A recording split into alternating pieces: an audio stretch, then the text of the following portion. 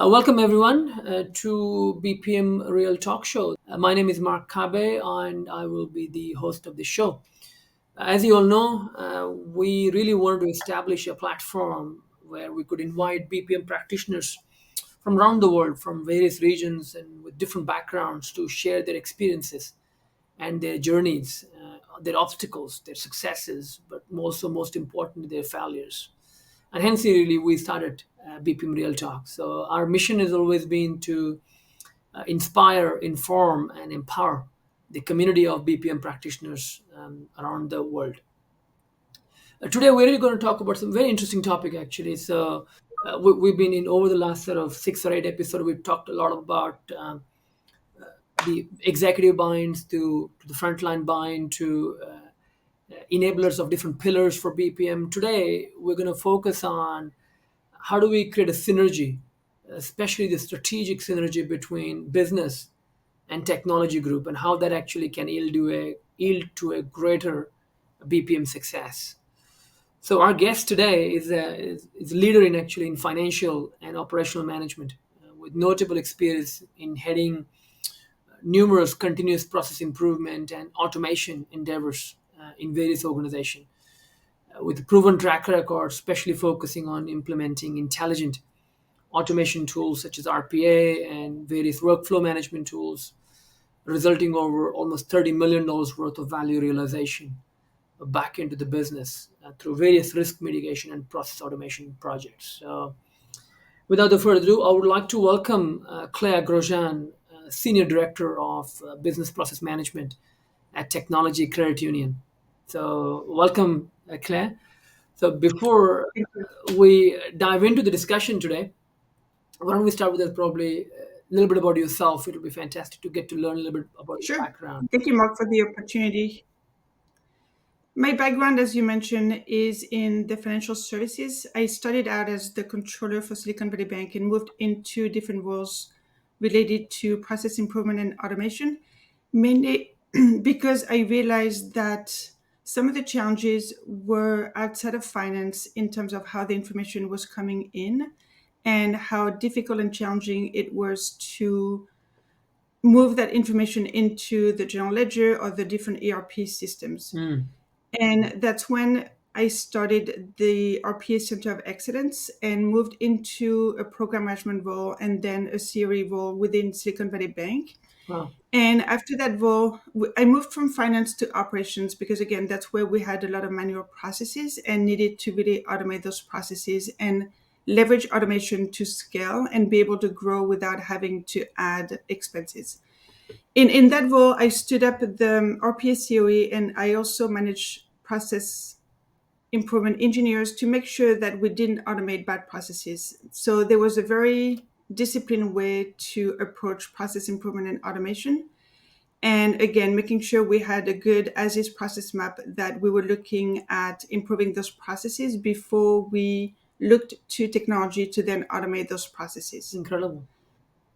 So it's amazing to see that your background coming from like pure finance and then going into operations and then technology. That explains your passion about how do we create that good synergy between the business and the technology. Well, let's start with it. Thank you for sharing those insights, Claire. So why don't we probably start with a simple one? Like, talk to me about your point of view, really, the importance of the partnership between business and technology within the organization, and why do you think is probably one of the critical element for success for any BPM projects? How do you view that? Sure. So when you think about the business is really looking to serve its customers, internal and external customers, in the most efficient manner. And the mandate of the technology team is to enable the business to deliver those services as seamlessly as possible. And on the business side, there's a level of understanding on how systems work on the functional side, but not necessarily from an engineering side, from a software, from a network, from a communication side. So the partnership between what I would call business-led and IT-enabled Yeah, is really what is needed for a successful initiative, and to connect the dots between what the business is looking for and what is possible. amazing. As you probably just rightfully say, business led but IT enabled. I think that was quite powerful there, phrase wise. That makes sense. And look, a lot of our subscribers, and I get this question many a times, and I've been in this industry for a good 20 odd years. That the business and the business group and the technology group always seem to be on different tangent, and there is a lot of gap in the communication, right? So in order to drive this business led and IT enabled structure, what kind of sort of approaches have you deployed, Claire, for bridging those communication gaps or the collaboration between these two teams for alignment? Mark, I would answer this question in relating to just any relationship where first and foremost you need to build trust and make sure that the two teams get to know each other in the corporate context. That means understanding the team's goals and objectives and making sure that the mission and the value and those objectives are aligned between the business and the IT teams. Right. And I would really stress on defining that strategy and understanding those corporate goals and the projects and initiatives that would then roll up to those goals. And what I have found really most effective is when you have a well defined strategy, it's communicated both to the IT team, the business team, and then you can leverage any kind of tools and methodologies. The ones that I prefer would be the OKRs. So, in other words, you would define objectives Yeah. and then define key results that would roll up to those objectives, so that if I have a key result and an objective in my business team, then there's a contribution to that key result and objective that comes from the IT team, so that we're rowing in the same direction and that we're both working on the same goals and corporate objectives. Amazing. Is it possible, Claire, to probably further elaborate on this OKR actually, because that's a lot of subscribers' interest to understand more about that. And is there any specific example that probably you can provide where you were able to define that OKR, which became a kind of really a go-to for any communication or collaboration conversation? So you mentioned earlier the value realization, which was one of my objectives, and there was a dollar amount that we needed to reach on an annual basis. So the dollar amount was set and defined by the leadership team. The way we were going to create that value was through cost avoidance, cost savings, additional revenues. And that was up to the team to define how we were going to roll up the initiatives and the projects to hit that objective. So the key metrics for that were the different initiatives that would then roll up to that. And those initiatives were around the benefits that we would see from process improvement and automation. So in other words, we had a series of initiatives that would then meet that objective. Right. And in order to achieve that goal and to then improve and automate those processes that were defined, that is where the collaboration between the business and the technology was critical. Amazing. And technology was on board because they also saw what initiatives would then roll up to that objective and then the role that they would have to play in achieving that objective. Okay, well, that makes sense. That's clear. And is this like a one pager that you build that remains, like a go-to page all the time on a project charter that everybody refers to? Exactly. It sounds simple. Yeah.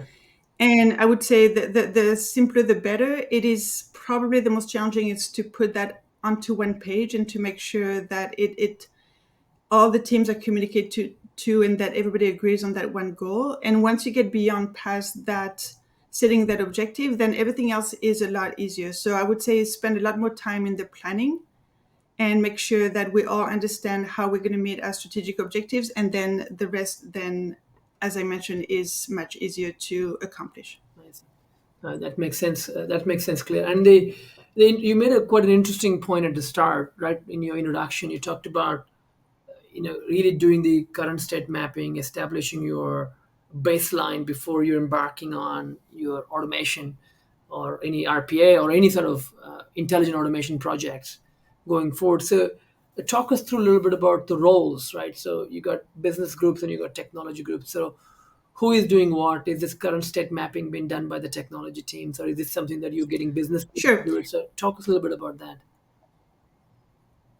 So the subject matter experts know their processes, they know what they do, so they are the ones who then would provide the information. And I have seen it done two ways. One way would be with the process engineers, where they would spend time with the business and then map those processes. Okay. And then another way would be with business analysts that may have a technical background. So it really depends if we tackle those processes with a process improvement mindset or with an automation mindset. And sometimes the process improvement comes first, especially when the process is pretty complex. It is cross-functional, so you need input from different teams.